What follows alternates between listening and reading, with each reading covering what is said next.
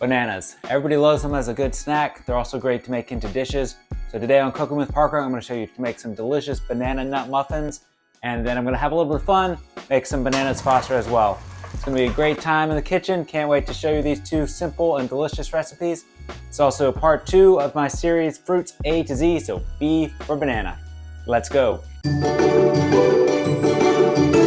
going to weigh out all my dry ingredients first, or you can measure these out. So 230 grams of all-purpose flour, or 1 3/4 cup, 100 grams of sugar, which is half a cup, and then I'm going to finish with 70 grams of brown sugar, which is 1/3 of a packed cup of brown sugar. Quick little tip, they have it on there for you, so when you open a pack of baking soda, write the date on there. It's good for about 6 months. Don't read the box, it only says 30 days. They just want you to buy more. But we're adding 1 teaspoon or 6 grams of baking soda, and then 1/4 teaspoon or 1 gram of baking powder. Just give that a quick little whisk to bring it together before I grab a 1/4 cup of butter. So just cut into little cubes.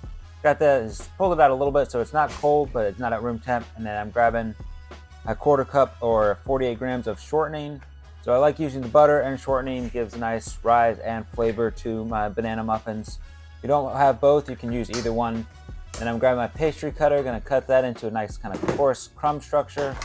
Great little tool to have, just makes the job pretty easy. But if you don't have that, you can use a couple knives, just kind of cut it back and forth.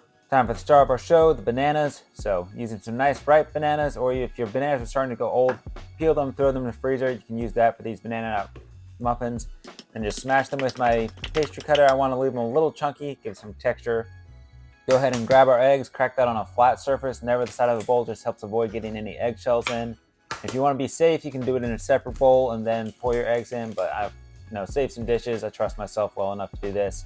I use my pastry cutter one more time to get it well combined.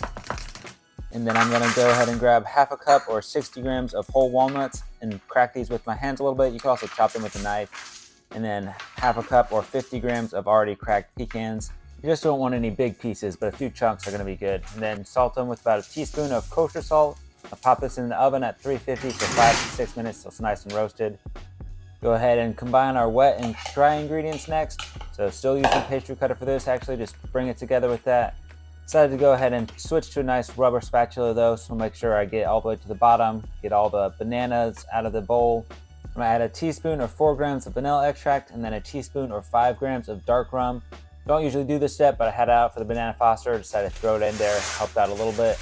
And we pour our roasted nuts into our batter. I'm gonna just fold our nuts gently into the batter, make sure there's no flour left, but you don't wanna overwork it. That's gonna develop gluten. Your muffins won't be quite as fluffy, kind of have a little more chew to it.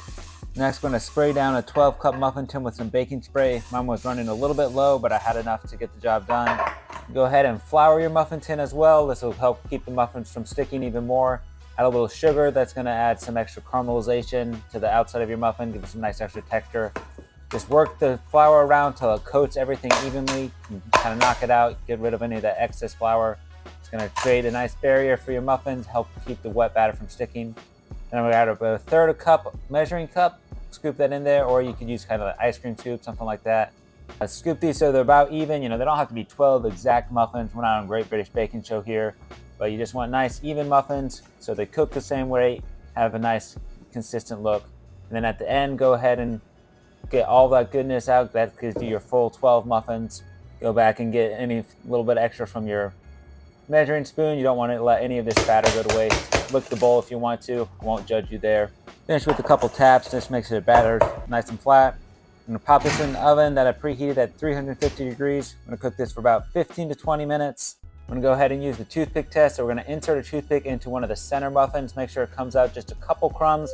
Keep your muffins nice and flaky, but fully cooked. Pull them out. I'm gonna let them rest in the muffin tin for about 10-15 minutes. So while the muffins are cooling, decided to go ahead and make my bananas foster. Start by melting down a 1/4 cup or 57 grams of butter. Got a blue diamond pan, so it says it's metal safe. Go ahead and trust it. Use my pastry cutter to cut that, and then grabbing a couple bananas. You want these on the firmer side so they hold up when you cook them. Now, quarter them by cutting them longwise and then lengthwise. I'm impatient, that's part of why I chop the butter up, and then once it's mostly melted, go ahead and grab half a cup or 110 grams of packed brown sugar. I'm gonna throw that in there, grab a whisk. I'm gonna stir that till we got more or less a caramel sauce. Not caramel by definition, but it's close enough. And then we're gonna go ahead and grab our bananas, drop them in there. We're gonna let them cook for just a couple minutes on one side. Make sure they get nice and coated, starting to soften up a little bit. Grab some tongs, flip them over so they're fully coated in our nice brown sugar butter caramel sauce. If you got a gas stove or like me using a gas burner, go ahead and turn off your heat at this point. You don't want to add the rum while the flame's still on. Make sure you keep your eyebrows. At this point, I also had to ask myself, why is the rum gone? Thankfully, I did have another bottle, so mixing and matching my rums a little bit, but I get a full third a cup or 73 grams of dark rum. Now you want to carefully turn your gas stove back on or use a lighter or long match. Just light your rum on fire. It's going to flambe for about a minute till all the alcohol is cooked off. Gives you a great result in the end. Go ahead and get yourself a couple scoops of vanilla ice cream. If you want to make your own, I've got a video on the screen you can check out. You can also just buy store-bought, no judgment here. This is actually the ricotta ice cream I made. The texture wasn't quite right due to the cheese, but the flavor was really good, so I wanted to go ahead and use that up. That's what I had. So go ahead and plate this up with just grab a couple of bananas. They're nice and soft, kind of breaking apart, but holding some structure. And then we're gonna pour our caramel sauce over top. Go ahead and get a bite of this Bananas Foster. So good. If you never had this before, really suggest try to make it. As you see, it comes together in just a few minutes. Just gives a nice, really rich, decadent dessert.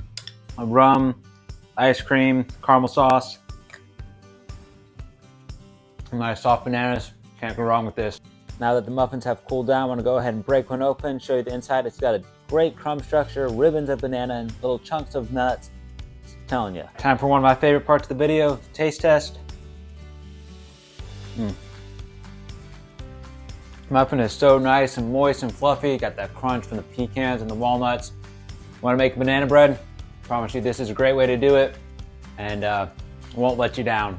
Don't forget, if you ever want a great 5-minute decadent dessert, Bananas Foster is a great way to go. You got some guests over as well. Flambe makes a great little show. So you got some nice banana nut muffins, Banana Foster, put them together. You got a couple great banana recipes for B is for banana and fruits A to Z. If you like this video, don't forget to comment, like, and subscribe, and I'll see you next time.